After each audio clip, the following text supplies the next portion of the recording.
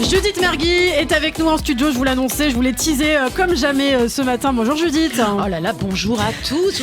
Est-ce que vous entendez ce plaisir et ce bonheur d'Ilana Ferradian de me retrouver? Et bien du coup elle me le communique, je suis contente de la retrouver. Bon, comment ça va Judith? Hier c'était le lundi de Pâques. Oui, oh là là, non mais c'est pas ça, parce que déjà qu'en confinement on n'est pas sur une grosse ambiance, mais alors là dans les rues c'était une arseube.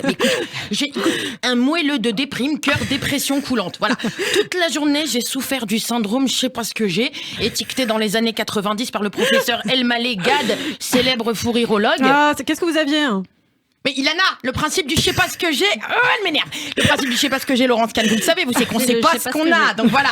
Hein. Mais je sais pas, déjà, c'est vrai que déjà il y avait personne dans les rues. Non mais ça c'est normal, les gens sont partis passer faire Pâques en famille, donc c'est normal.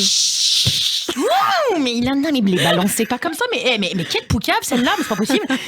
Vous avez pas compris qu'on n'a pas le droit de partir en week-end. Si Darmanin enferme tous nos auditeurs en garde à vue parce que à cause de vous, moi je vous soutiendrai pas, Ilana. Bon alors pourquoi cette déprime? Dites-nous tout. Je sais pas, déjà la météo du lundi de Pâques, merci bien. Franchement, moi je devais... Alors, encore, moi je n'avais pas à aller chercher des œufs en chocolat. Mais qu'est-ce que j'ai pu plaindre les parents du petit Balthazar, mon voisin de palier. Oh là là, on va chercher les œufs. Alors lui, la pluie battante et les cieux couleur sel d'oie, ça n'avait pas l'air de le freiner. On va aux œufs, on va aux œufs, on va aux œufs. Il a hurlé ça en boucle pendant 4 heures. Alors Balthazar, il rêvait du plus profond de son âme d'aller chercher des œufs de Pâques. Et les deux parents de Balthazar, eux, ils rêvaient du plus profond de leur âme d'avoir utilisé une contraception 4 ans plus tôt. Et moi, la voisine du couillon de Balthazar, je rêvais du plus profond de mon âme de lui fourrer un Kinder géant dans le clapet pour qu'il arrête de couiner. Voilà, tu veux des œufs, tu vas en avoir. Tu vas même faire une omelette, tu vas voir. Alors donc moi, j'ai voulu aller m'aérer pour plus l'entendre, hein. Mais en effet, il faisait très moche. Pile sur un rayon de 10 km légal autour de chez moi. Vous voyez, ça s'assure, c'est un coup des verres pour emmerder Hidalgo. C'est une incantation écolo qu'ils ont fait foutre lui un orage comme ça, juste au-dessus de Paris. Ça lui apprendra à autoriser les voitures dans notre capitale. Bon, hier, Judith, vous mentionnez aussi les personnes issues de couples mixtes chrétiens et juifs, donc qui avaient fêté donc sur le même week-end Pessah et la Pâques. Oui, ma pote Antonia. Alors, elle a été servie, Antonia. Parce que là, en une semaine, elle s'est quand même tapé 8 repas de famille, 4 disputes, 53 000 calories, 2 Covid édition classique, un Covid variant anglais, le variant collector subsaharien en édition limitée. Ouais, très bien, on a compris. Bon, vous nous aviez expliqué toute l'histoire de la fête de Pessah, vous nous expliquez en général toutes les fêtes juives. Est-ce que vous connaissez l'histoire de Pâques, du coup?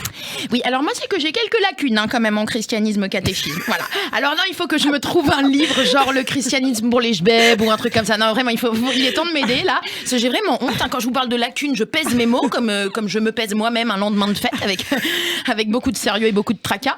Non, sérieusement, je suis une cata. Hein. Pour moi, la Toussaint, je vous l'ai dit, c'était les vacances où il pleut.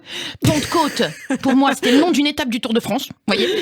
Et donc voilà. Donc en même temps, le mec qui viendrait chercher des antisèches de catéchisme chez Judith Mergui, c'est pas un génie, le gars. Hein. Non, mais parce que moi, je vais pas demander à l'archevêque de Montmirail de m'apprendre à circoncire un gamin. Bon, mais du coup, vous vous êtes renseigné quand même un petit peu.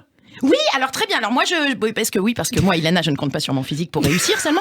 Alors donc moi la fête célèbre, et alors attention, c'est un programme. La résurrection de Jésus-Christ 2 jours après sa crucifixion. D'accord. Tout ça en 2 jours, moi quand même. Non, c'est un programme chargé. Je le dis parce que je sais pas s'il était payé à l'heure ou quoi, mais moi je trouve que ça fait too much pour un seul homme. Je veux dire, parce que déjà mourir, ça doit pas être simple. Hein. À mon avis, ça fout un coup au moral. Mais alors mourir crucifié par des Romains énervés, là, ça doit être encore plus traumatique. Et là, on lui laisse à peine le temps de se remettre que faut replier bagage, tu fais le check-out de ton tombeau et tu ressuscites. Donc moi déjà j'ai quand même du mal à me réveiller le week-end dans mon lit. Mais alors si tu m'installes dans un tombeau, viens pas après me shaker dans tous les sens. Moi non, j'aime pas refaire mes valises une fois que je m'installe, voilà. Alors je sais pas si lui on fait une belle place, mais apparemment oui, parce que voilà, hein, ça ne veut plus rien dire cette phrase, Ilana. Il non, faut m'arrêter quand pas, je dis des absolument. Je n'ai pas compris où vous vouliez venir, mais je vous fais confiance. Mais même non, parce que là je la relis en même temps que vous. Alors, soit j'étais je devais être ivre quand même. Final sur la signification de Pâques, est-ce que ça tombe toujours à la même date? Ça, c'est une question importante. Eh bien non, parce qu'à partir du 4e siècle, à cette époque-là, on décide de fixer Pâques le dimanche qui suit la pleine lune du printemps. Et alors là, moi, j'ai pas trouvé cette option dans Google Calendar, donc je savais pas vous dire.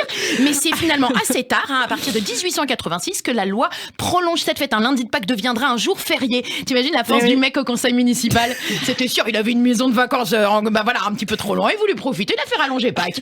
Voilà, Ilana. Merci beaucoup pour ces explications, Judith Mergui. C'était un plaisir. On se retrouve pour l'Aïd. J'espère qu'on a tous compris. Laurence, vous avez compris ces explications un petit peu farfelues? Non, oui, en gros, oui.